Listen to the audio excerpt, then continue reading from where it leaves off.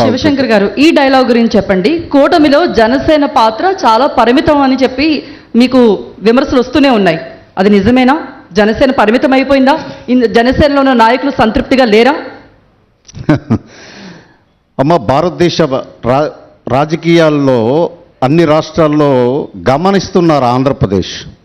ఈ కూటమి ఏర్పడడానికి పవన్ కళ్యాణ్ గారు కారణం.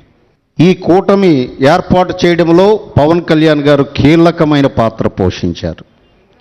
కూటమి ప్రభుత్వంలో కూడా పవన్ కళ్యాణ్ గారిది సింహ భాగం.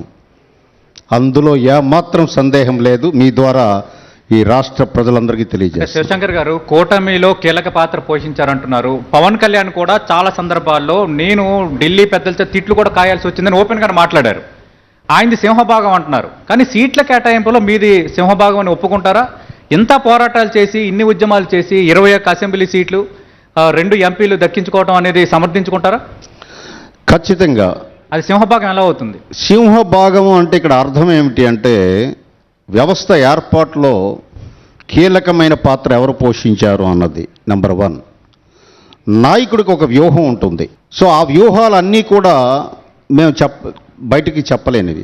సో ఆ వ్యూహంలో భాగంగా ముందు 24 సీట్లు, తర్వాత 21 సీట్లు కూడా తగ్గించుకోవడంలో మొదట్లో మీరు చెప్పినట్లు కొద్దిగా ఇబ్బంది పడ్డారు మా నాయకులు. కానీ సరే, సీటు రానంత వరకు, పొత్తులో ఉన్నంత వరకు కూడా చాలామంది నాయకులు శ్లాఘించారు పొత్తుని. వాళ్ళకి సొంతంగా సీటు రాకపోయేసరికి వెళ్ళిపోయారు. దట్ ఈజ్ వాళ్ళ వ్యక్తిత్వం. అది వాళ్ళని నేనే విమర్శించాను.